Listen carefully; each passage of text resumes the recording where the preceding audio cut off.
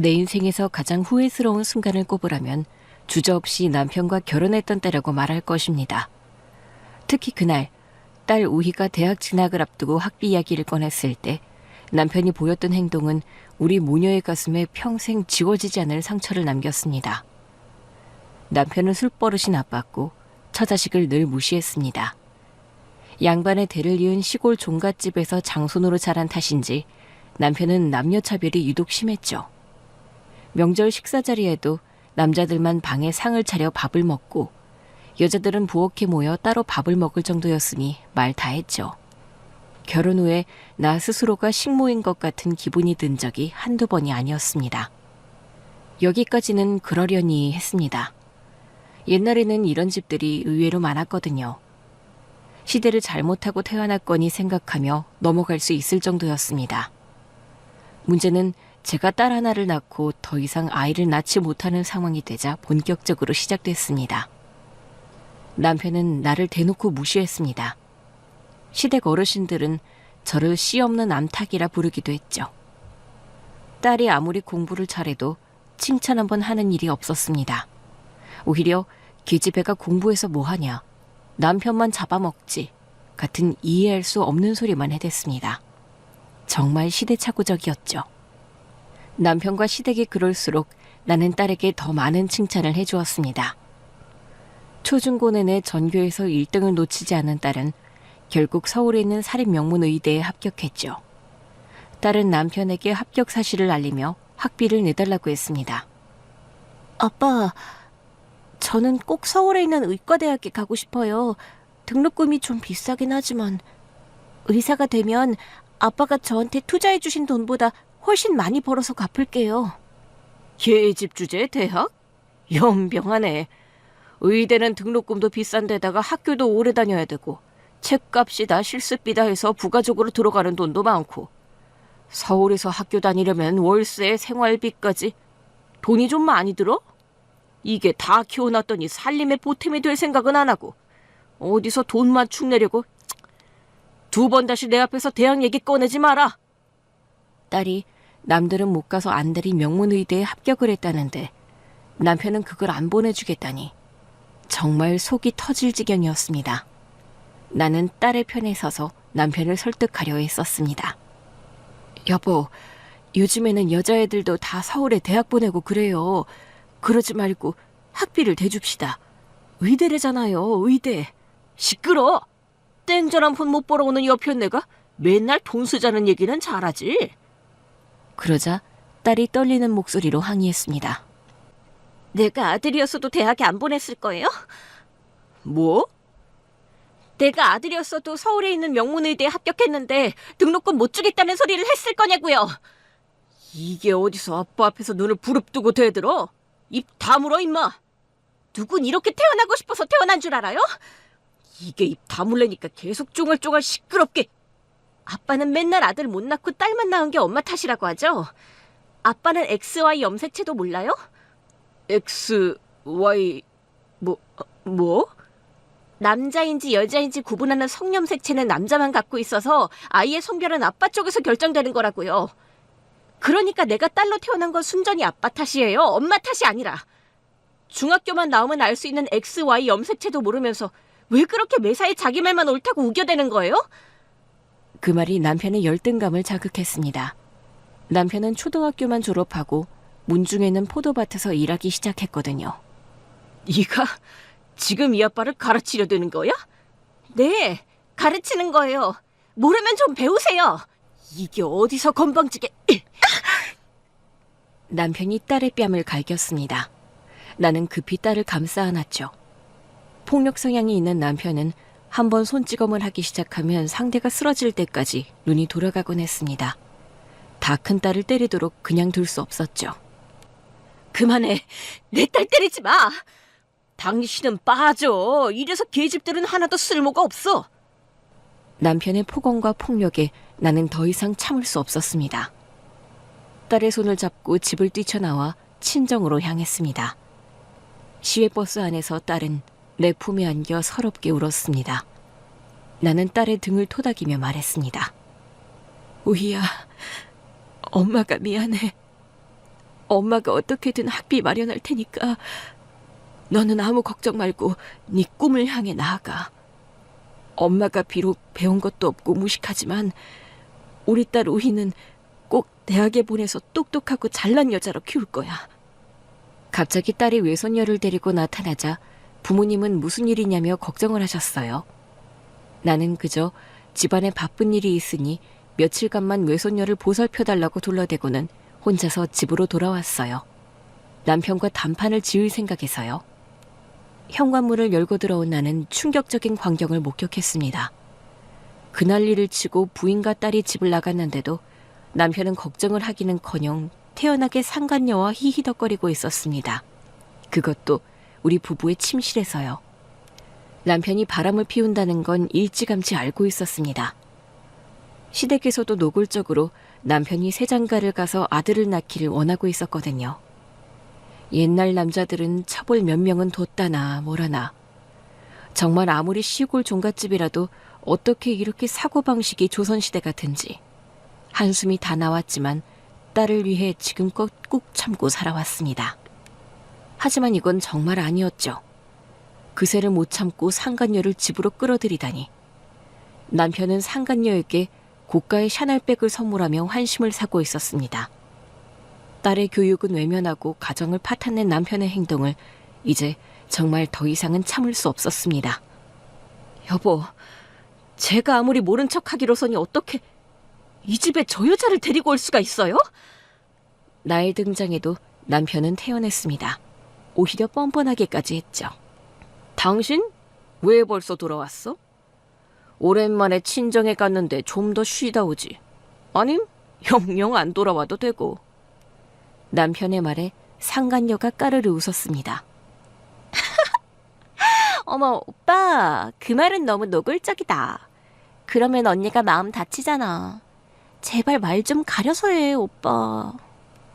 오빠는 뭐고 누가 누구더러 언니라는 건지 참. 기도 안 차서 헛웃음만 나왔죠. 깐녀 샤넬백 사줄 돈은 있고 우리 딸 대학 보낼 등록금은 없어? 어머, 이 언니 말하는 뽐새 좀 봐.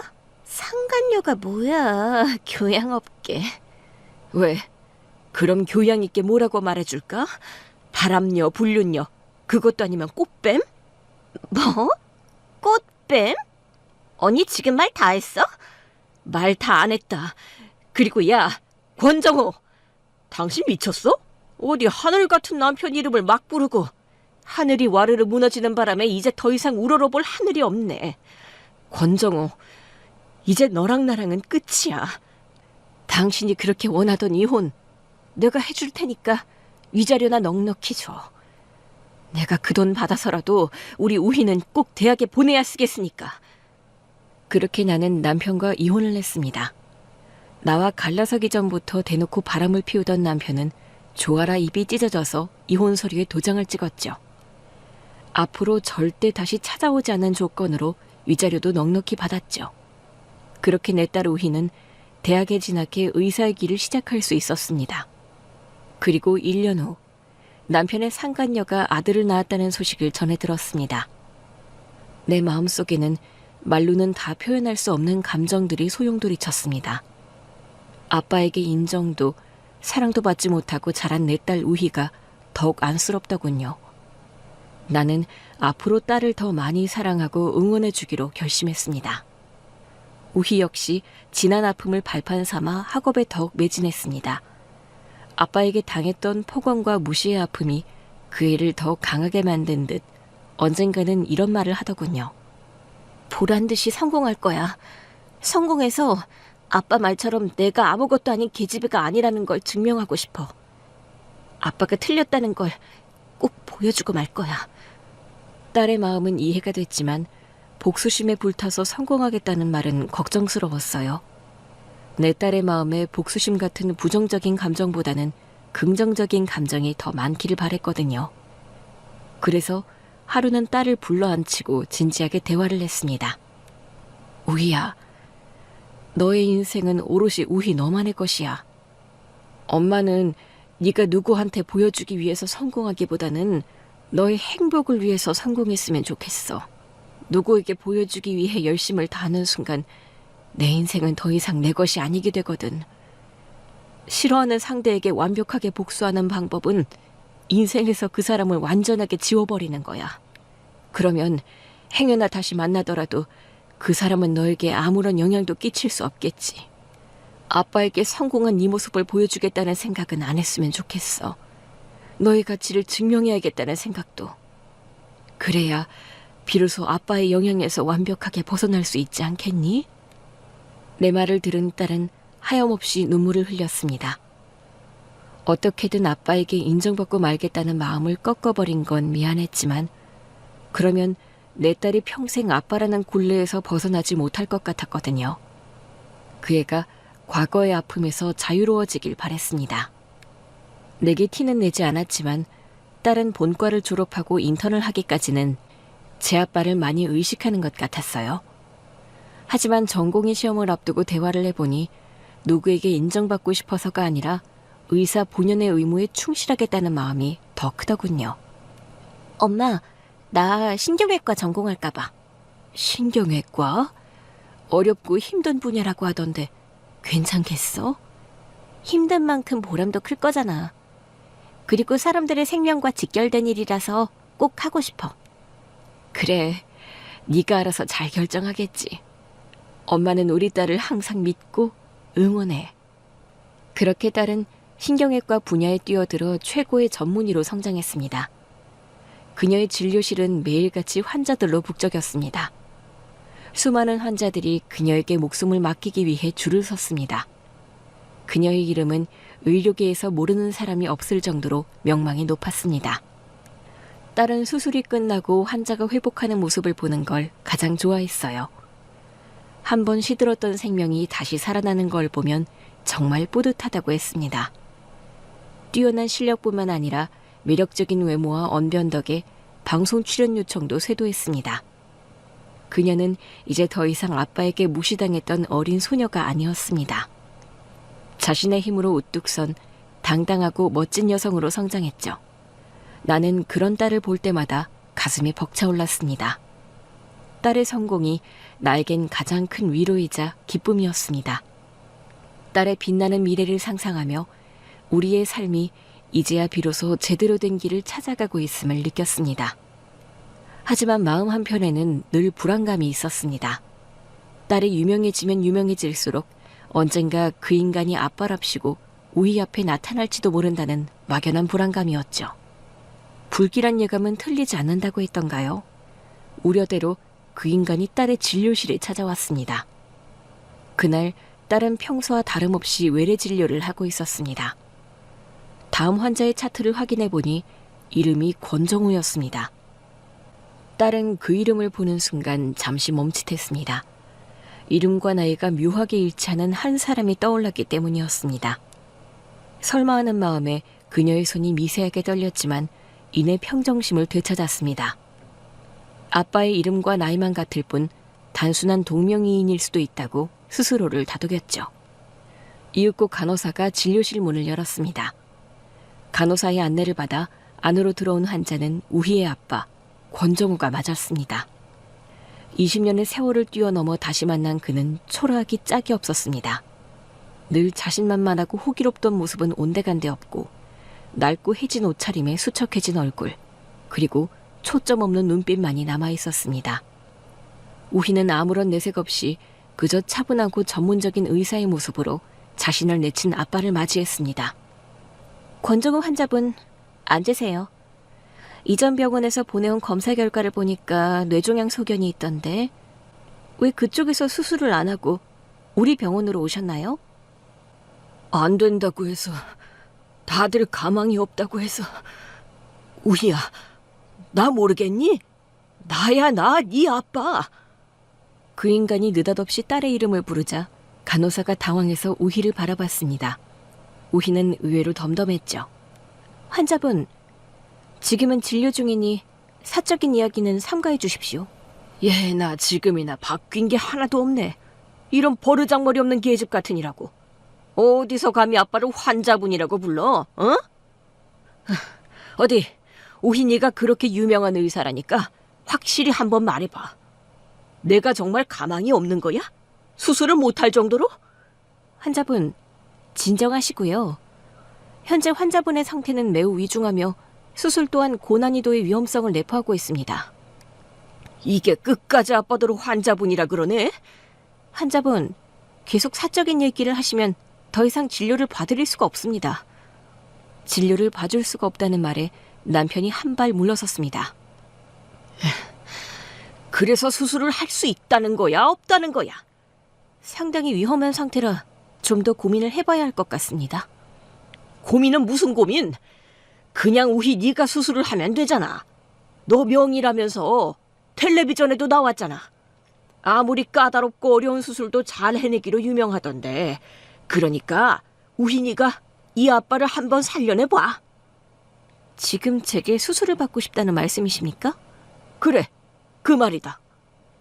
딸은 잠시 고민했습니다. 권종우님께서 말씀하신 바와 같이 저와 환자분은 부녀관계가 맞습니다. 이러한 경우 의료윤리상 제가 직접 수술을 집도하는 것은 적절하지 않습니다. 저희 판단에 감정적인 개입이 있을 수 있거든요. 딸은 정중하게 거절했지만 남편은 그 거절을 받아들이지 못했습니다. 감정적인 개입? 내가 네 아빠인데? 네 아빠가 죽어가는데 감정 따위가 뭐가 중요해? 의사는 환자의 생명을 최우선으로 생각해야 합니다. 하지만 개인적인 관계가 개입될 경우 냉철한 판단이 흐려질 수 있습니다. 이는 환자분에게도 저에게도 좋지 않습니다. 다른 훌륭한 의료진을 소개해드릴 테니 다른 병원에서 진료를 받아보시는 것이 좋겠습니다. 다른 병원이라니. 내가 이 병원에 너한테 예약을 하려고 얼마나 힘이 들었는데 네가 어떻게 아빠한테 이럴 수가 있어? 그러고도 네가 사람이야? 환자분, 마음은 잘 알겠으나 여기는 진료실입니다. 소란을 피우시면 안 됩니다. 니까지게 감히 아빠에게. 남편은 습관처럼 손을 치켜들었죠. 과거에 수없이 폭력을 휘둘렀던 바로 그 손놀림이었습니다. 우희는 남편의 손목을 움켜잡고 차분하게 말했습니다. 환자분, 여기서 이러시면 안 됩니다. 진료실은 환자분과 저, 그리고 다음 환자들을 위한 공간입니다. 소란을 피우시면 업무 방해가 됩니다. 이 손 놔! 다시 한번 말씀드립니다. 다른 병원을 소개해드릴 테니 그쪽으로 가보세요. 그럼 안녕히 가세요. 딸은 그의 손목을 놓아주었고 차트를 들여다보며 다음 환자를 볼 준비를 했습니다. 마치 그가 없는 것처럼 행동했죠. 그는 이런 딸의 냉정한 태도에 더욱 격분했습니다. 급기야 진료실 바닥에 드러누워 깽판을 치기 시작했습니다. 안 돼. 안 나가. 나는 여기서 단 한 발자국도 안 나가. 딸이고 가족이고 감정적 개입이고 간에 재벌로 찾아온 환자를 이렇게 내치는 법이 어딨어. 이대로 날 내보내면 나가자마자 의료법 위반으로 널 고발할 거야. 싸가지 없는 네 의사 면허를 확 박탈시켜버릴 거야, 내가. 그는 바닥에 드러누워 발버둥 쳤습니다. 한때 자신의 딸에게 폭언과 폭력을 일삼았던 그 남자가 이제는 자신의 생명을 구걸하며 바닥을 구르고 있었습니다. 하는 수 없이 20년 만에 찾아온 아빠를 환자로 받아들인 우희는 집에 돌아와 사실을 내게 말했습니다. 엄마, 오늘 아빠가 왔었어. 뭐? 누구? 나는 내 귀를 의심했죠. 아빠. 딸은 분명 아빠라고 말하고 있었습니다. 그 인간이 어디로 왔었는데?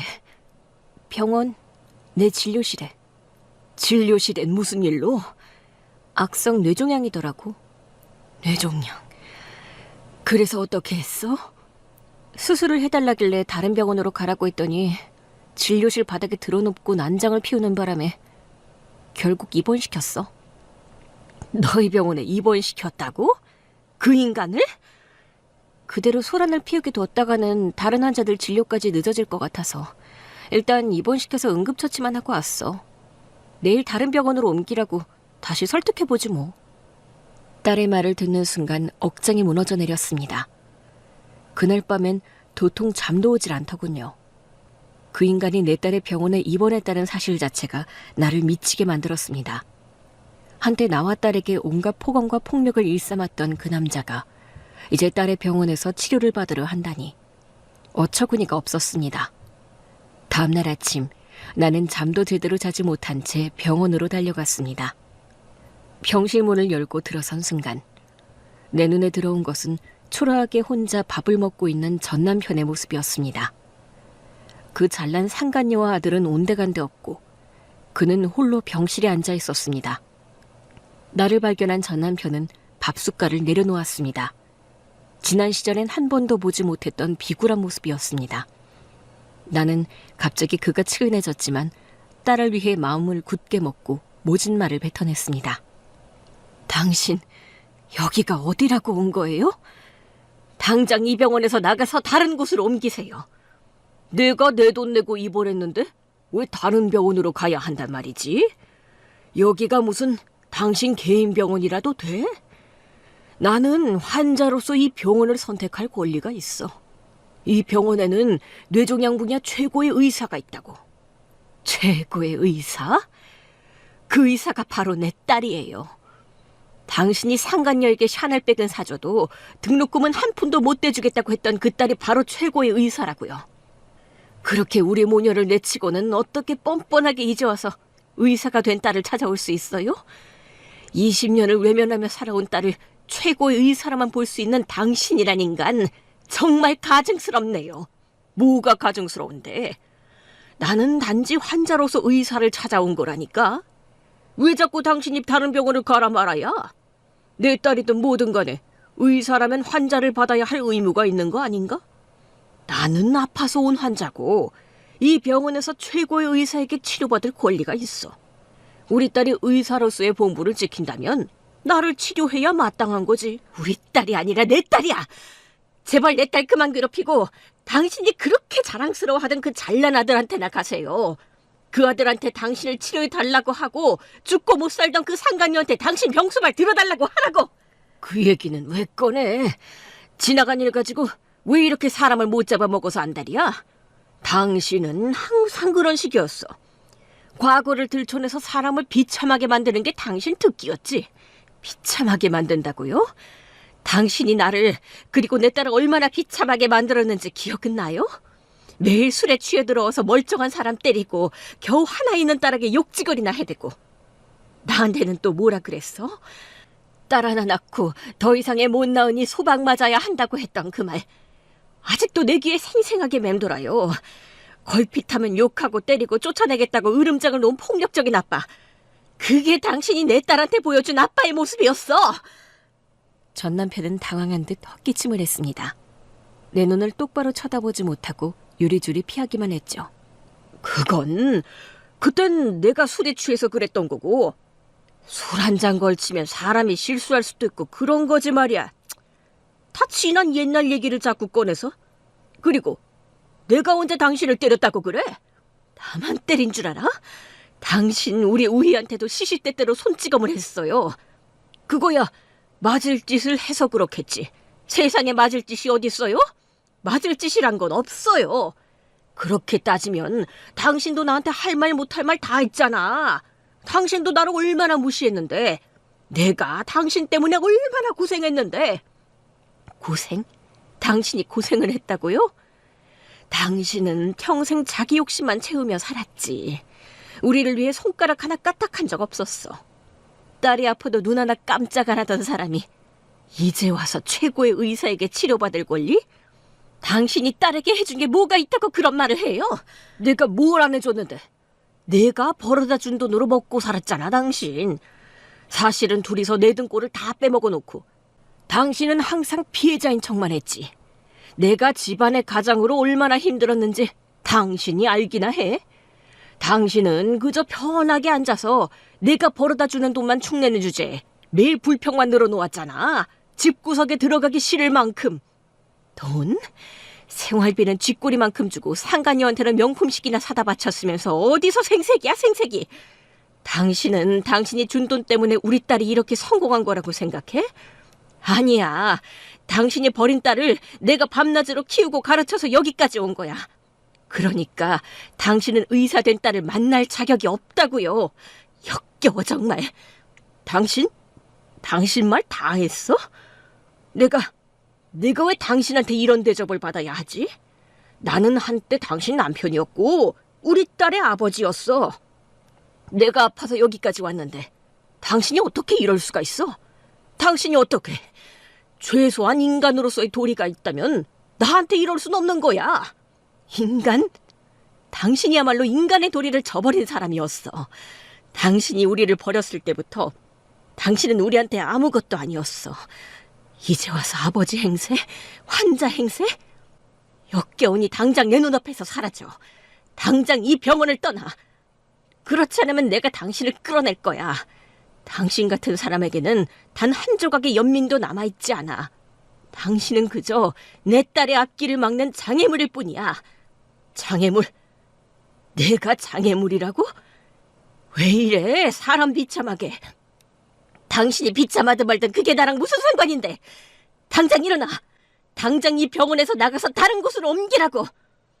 난 더 이상 갈 곳이 없어. 갈 곳이 없어지니 이제 와서 우리가 생각났어? 그러면 우리가 다시 받아줄 줄 알고? 잔말 말고 당장 일어나서 나가. 낯짝도 두껍지. 어떻게 여기 올 생각을 해? 여기 오는 게 뭐가 어때서? 내가 낳은 딸 덕 좀 보겠다는 게 뭐가 문제야? 당신이 버린 딸이야. 계집이라며 대학 등록금도 안 내주려고 했던 바로 그 딸. 그래도 내가 20년을 길렀잖아. 헤어질 때 위자료도 넉넉하게 줘서 그 덕분에 지금 의사까지 된 거고. 뻔뻔한 건 여전하네. 이보세요, 권정호 씨. 누가 뭐라 해도 당신은 아빠 자격 없어요. 나도 아빠 자격 없는 거 인정해. 그래도 정말 갈 곳이 없단 말이야.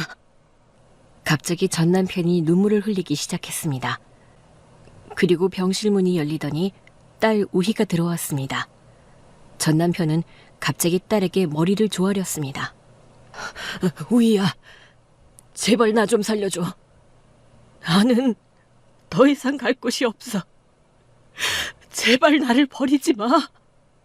너무 어이가 없어서 말도 안 나왔습니다. 당신 지금 뭐 하는 짓이에요? 엄마, 진정하고 나가자. 여기서 이러면 안 돼. 우희야, 절대 받아주지 마. 저 인간이 우리한테 어떻게 했는데. 알아. 엄마 마음 다 알아. 그러니까 일단 나가서 얘기해. 딸은 간호사에게 전 남편을 부탁하고는 나를 병실에서 데리고 나왔습니다. 나는 아직도 분노와 충격에서 벗어나지 못해 몸을 제대로 가눌 수 없었습니다. 딸은 나를 병원 야외 벤치로 데려가 앉혔습니다. 그리고는 시원한 음료수를 쥐어주었죠. 엄마, 이제 좀 괜찮아? 우희야, 엄마는 저 인간이 너무 싫다. 어떻게 저렇게 뻔뻔할 수가 있지? 진정해, 엄마. 나는 아빠한테 아무런 감정도 안 드는데 엄마는 너무 흥분했어. 아무런 감정이 안 든다니. 어떻게 그럴 수가 있어? 너한테 그렇게 못되게 굴어놓고 지 목숨이 간당간당하니까 찾아와서는 살려내라는 파렴치한 인간인데? 예전에 내가 아빠가 보란 듯이 성공해서 내 자신을 증명하고 싶다고 했었잖아. 그때 엄마가 뭐라 그랬어? 누구한테 보여주고 증명하기 위한 삶이 아니라 나 자신을 위한 인생을 살라고 했잖아. 그 이후로 나는 계속 마음속에서 아빠를 지우는 연습을 했어. 아빠를 지우면서 내 마음에 남아있던 분노와 애증도 다 사라졌나 봐. 정말이지 미움도 증오도 아무것도 남아있지 않은 생판 남 같아.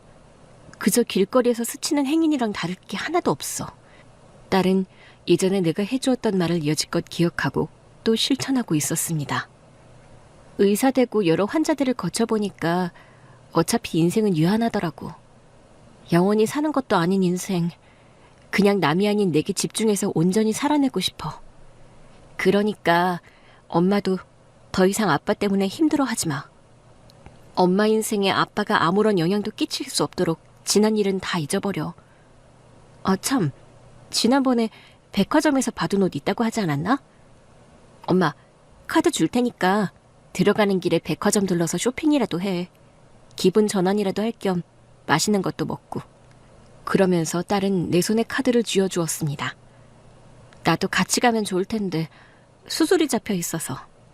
퇴근하고 집에서 봐, 엄마. 고마워, 딸. 사랑해, 엄마. 딸과 헤어진 나는 산책을 한 후에 집으로 돌아왔습니다. 딸의 준 카드로 백화점에 가서 쇼핑을 할까 했지만 도통 기분이 나질 않았죠. 그래도 딸의 말처럼 이제는 내 자신을 위해서라도 그 모든 감정들을 정리해야 할 때라는 생각이 들었습니다. 그날 밤, 퇴근 후 집으로 돌아온 딸의 얼굴에는 깊은 고민의 흔적이 역력했습니다. 우희야, 무슨 일 있니? 얼굴이 안 좋아 보여. 엄마, 아빠 수술 말이야. 왜? 그 인간이 기어코 다른 병원으로는 안 가겠대? 아니, 겨우 설득해서 전원을 하기로 했는데 다른 병원에서 받아주질 않아. 아빠 종양이 너무 위중해서 다들 부담스러워해. 결국 내가 직접 수술을 집도하는 수밖에 없을 것 같아. 뭐? 네가 직접? 그러다 무슨 일이라도 생기면 감당할 수 있겠어? 딸이 해야 하는 수술은 성공 가능성이 매우 낮았습니다. 만일 수술 도중 안 좋은 일이라도 생기면 딸 성격에 아빠를 살리지 못했다는 죄책감에 시달릴 것 같았죠. 우희야, 수술을 안 할 수 있는 방법은 없어? 아빠가 잘못되는 한이 있더라도 수술을 받고 싶어해. 아빠는 우리 병원에 온 환자고 다른 병원에서 받아주지 않는다면 당연히 의사로서 내가 해야 할 일이야.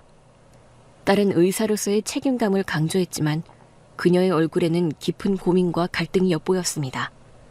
아무리 냉철한 의사라고 해도 자신의 아빠를 수술해야 하는 상황은 결코 쉽지 않을 것입니다. 게다가 그 아빠가 자신에게 그토록 큰 상처를 주었던 사람이라면 더욱 그럴 테죠. 나는 딸에게 조심스레 물었습니다. 우희야, 혹시 상민이한테는 얘기해봤니? 상민이는 딸의 선배이자 남자친구였죠.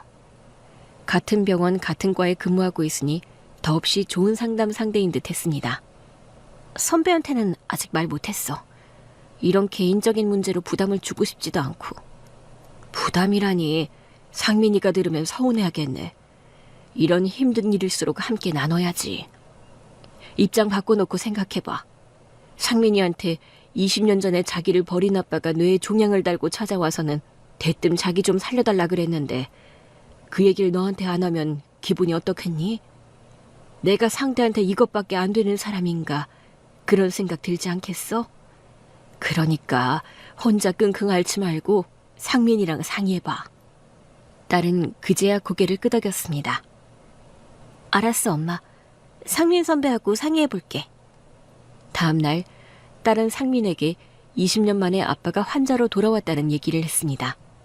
상민은 그 얘기를 왜 이제 하냐면서 서운해했죠. 권정호 환자가 우희 네 아버지였구나. 상상도 못했네. 선배, 지금까지 나는 아빠한테 아무런 감정도 없다고 생각했다? 그냥 그저 환자 중 한 명일 뿐이라고 여겼는데 그런데 막상 수술대에서 마주할 생각을 하니 자꾸만 과거의 기억들이 떠오르는 거야. 아빠가 쏟아냈던 막말과 주먹질.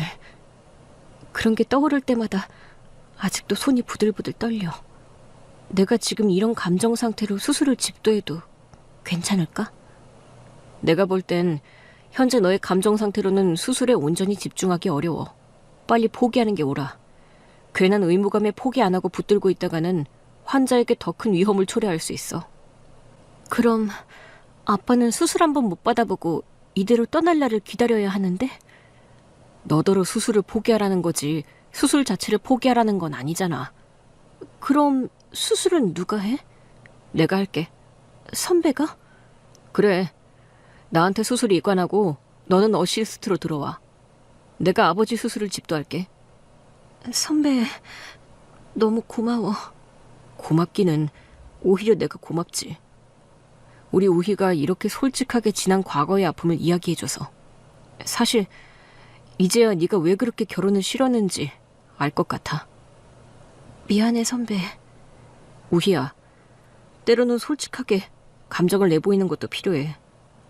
매번 혼자서 모든 것을 짊어지려 하면 옆에서 기다리는 사람 무한하잖아. 네가 지고 있는 인생의 짐, 마음의 무게, 이런 것들 나한테도 좀 나눠줘. 나는 정말 네가 그랬으면 좋겠어. 그날 밤 집으로 돌아온 딸은 내게 숨겨왔던 마음을 털어놓았습니다. 왜 그렇게 결혼을 두려워했는지 솔직하게 고백했죠. 엄마, 나는 남자들이 모두 아빠 같을까봐 무서웠어. 결혼하면 다들 아빠처럼 변할까봐. 나한테, 우리 아이한테 아빠처럼 포근하고 손 찍어 말까봐. 그래서 결혼이 너무 두려웠어. 우리 우희가 그랬구나. 그리고 아이를 낳아서 키울 자신도 없어. 내가 아이를 낳는다고 해도 엄마가 내게 해준 것처럼 헌신적으로 사랑할 수 있을까? 아이가 내 사회생활에 걸림돌이 되지는 않을까? 혹시 내가 아빠 같은 부모가 되면 어떡하지? 내가 아빠에게 받은 상처를 그대로 아이에게 물려줄까 봐. 그래서 아이를 낳는 것도 결혼을 하는 것도 모두 너무 두려워. 딸의 고백에 내 가슴은 찢어질 듯 아팠습니다. 미처 헤아리지 못했던 딸의 깊은 상처를 이제서야 알게 된 것입니다. 딸은 아빠에게 받은 상처 때문에 결혼과 출산이라는 지극히 자연스러운 행복마저도 두려워하고 있었습니다. 나는 딸을 꼭 안아주었습니다. 우리 우희, 엄마가 미안해. 네가 그렇게 힘들어하는 줄도 모르고 엄마가 더 일찍 네 마음을 헤아려 주지 못해서 미안하다. 아니야, 엄마. 엄마는 나한테 세상에서 가장 좋은 친구야. 엄마 덕분에 내가 여기까지 올 수 있었잖아. 그러니까 그런 말 하지 마. 나는 그냥 엄마는 나한테 늘 헌신적이었고 내가 받은 사랑이 너무 크다 보니까 나도 과연 우리 엄마처럼 될 수 있을까 자신이 없는 것뿐이야. 우희야, 너는 이미 엄마보다 더 훌륭한 사람이야. 너는 아빠에게 받은 상처에도 불구하고 이렇게 멋진 의사로 성장했고 수많은 사람의 생명을 살리고 있잖니? 사람을 살리는 일은 네 마음속에 사랑이 없었다면 불가능한 일이야. 하지만 결혼은 또 다른 문제잖아. 우희야, 너는 아빠와 달라. 너는 아빠가 저지른 잘못을 보면서 무엇이 옳고 그른지 이미 배웠어. 상처를 받았다는 것은 그만큼 아픔을 알고 있다는 뜻이고 그 아픔을 알기에 너는 오히려 더 좋은 부모가 될 수 있어. 정말 그럴 수 있을까? 그럼 엄마가 네 옆에서 지켜봐 왔잖니? 너는 이미 사랑을 줄 아는 사람이야. 네가 아이를 낳는다면 그 아이는 너의 사랑 속에서 가장 행복하게 자랄 거야. 그리고 네 옆에는 상민이도 있잖니? 상민이는 아빠와는 180도 다른 사람이야. 그앤 너를 진심으로 사랑하고 아껴줄 거야.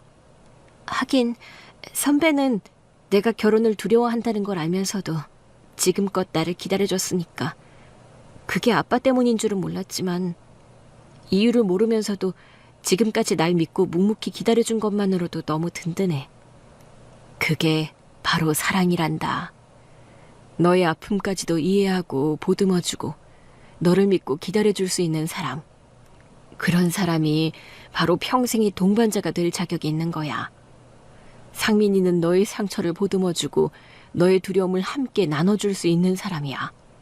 혼자서 모든 짐을 짊어지려 하지 마. 엄마, 네가 아이를 낳는다고 해서 네 사회생활에 걸림돌이 되는 것도 아니야. 요즘은 워킹맘도 많고 엄마도 옆에서 얼마든지 도와줄 수 있어. 네가 원하는 삶을 포기하지 않아도 돼. 중요한 건 네 마음의 평화야. 네가 행복해야 네 삶도 네 주변 사람들도 행복할 수 있어. 딸은 말없이 고개를 끄덕였습니다. 나는 딸의 머리를 쓰다듬었죠. 우희야, 엄마는 네가 그런 고민을 하는 줄 전혀 몰랐네. 결혼이 그렇게 두려우면 까짓것 안 해도 돼. 그냥 우희 너는 너 좋을 대로 살아. 엄마가 그렇게 말해주니까 조금은 마음이 편해지는 것 같아. 우리는 오랜 시간 동안 쌓였던 마음속 이야기들을 밤늦도록 나누었습니다. 딸은 자신의 두려움을 솔직하게 털어놓았고 나는 그런 딸에게 진심 어린 위로와 격려를 아끼지 않았습니다. 며칠 후 드디어 전 남편의 수술 날짜가 다가왔습니다. 나는 고민 끝에 수술 전날부터 그의 간병을 해주기로 결심했습니다. 옷깃만 스쳐도 인연이라는데 그래도 한때는 사랑했던 사람이었습니다. 그와 함께했던 시간들은 좋든 싫든 제 삶의 일부였습니다. 마지막이 될지도 모르는 사람에게 하루 정도는 흔쾌히 내어줄 수 있을 것 같았습니다. 병실에 들어서자 남편은 놀란 표정으로 나를 바라보았습니다. 나는 침대 옆 의자에 앉았습니다. 내일 수술이라면서요.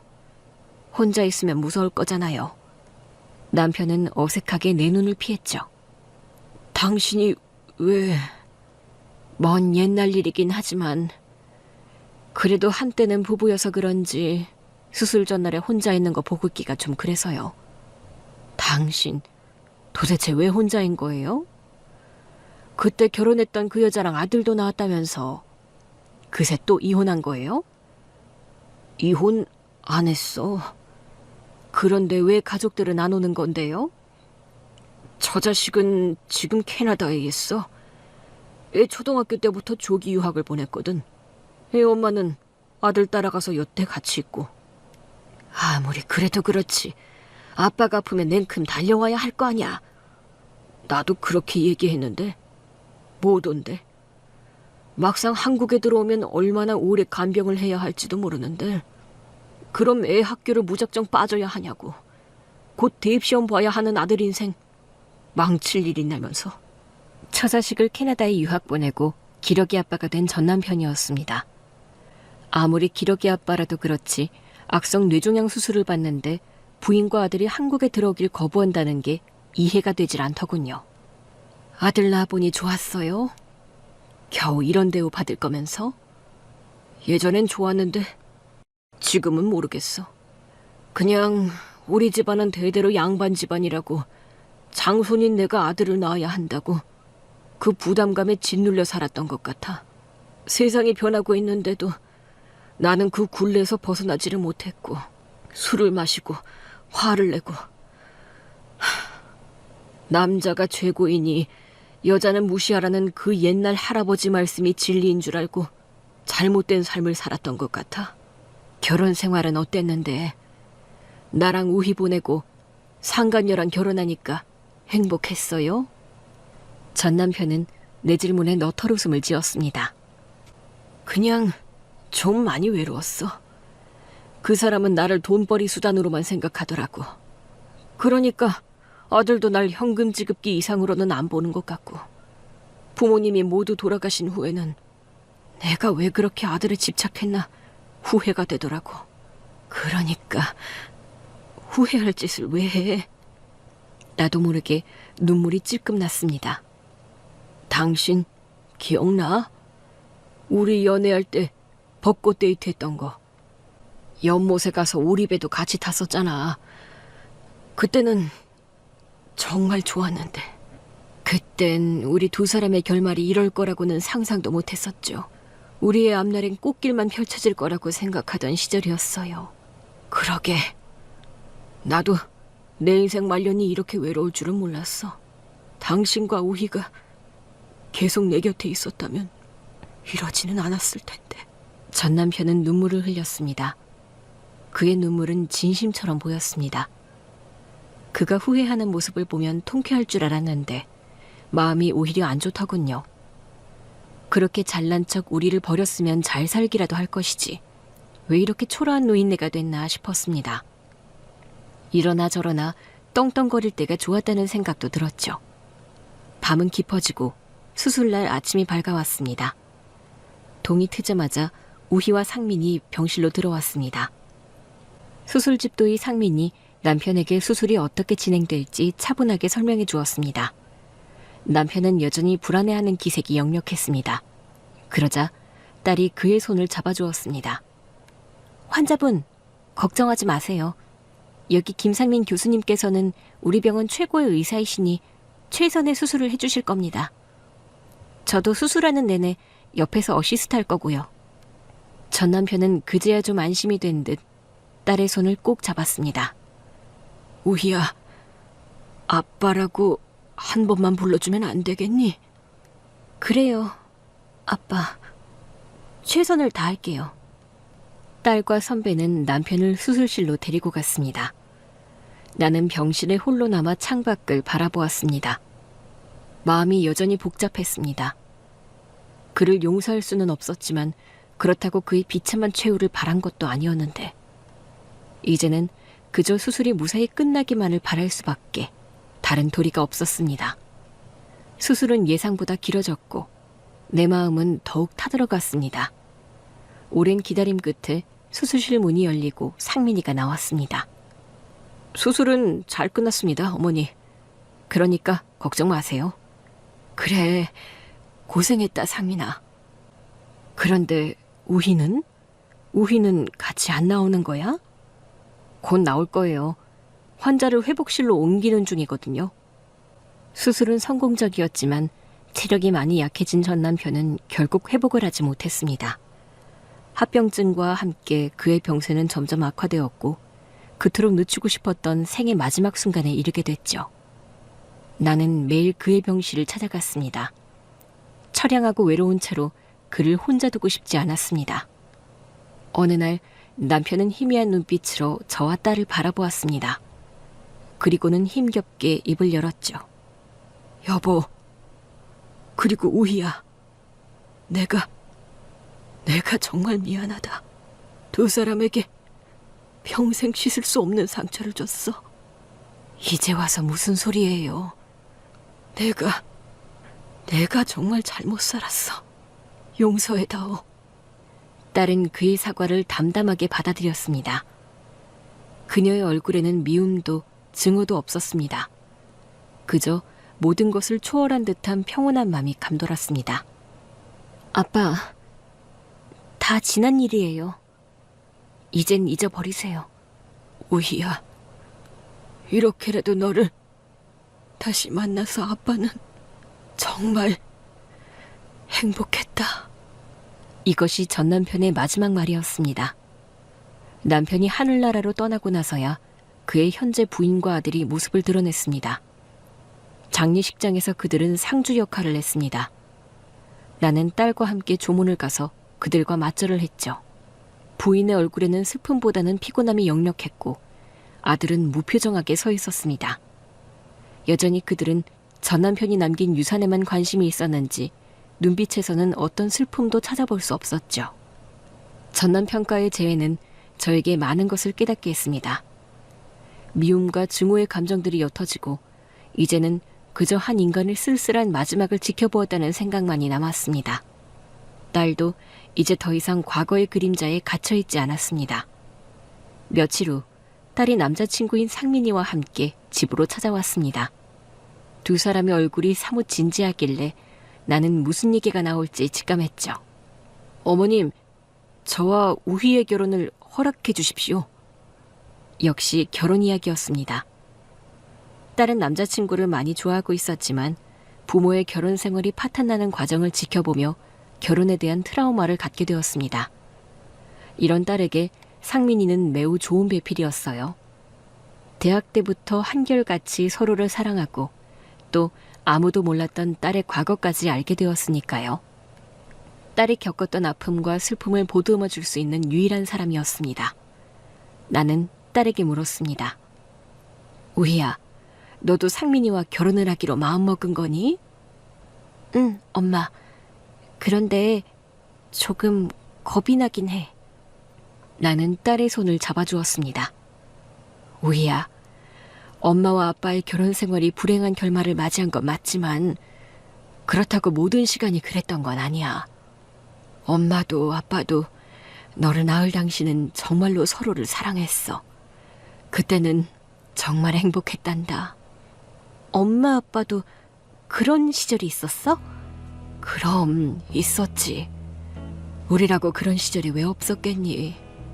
다만 아들을 낳아야 한다는 압박이 너무 심해서 나도 그렇고 네 아빠도 그렇고 처음과 달리 변해버렸던 거지.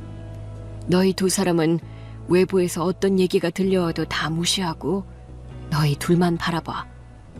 두 사람이 좋으면 그걸로 그만인 거야. 그렇게 할 수 있지? 딸과 남자친구는 힘차게 고개를 끄덕였습니다. 20년 만에 돌아온 전 남편은 딸과 나에게 고뇌를 안겨주었지만 동시에 우리를 더욱 단단한 행복으로 이끌어 주었습니다.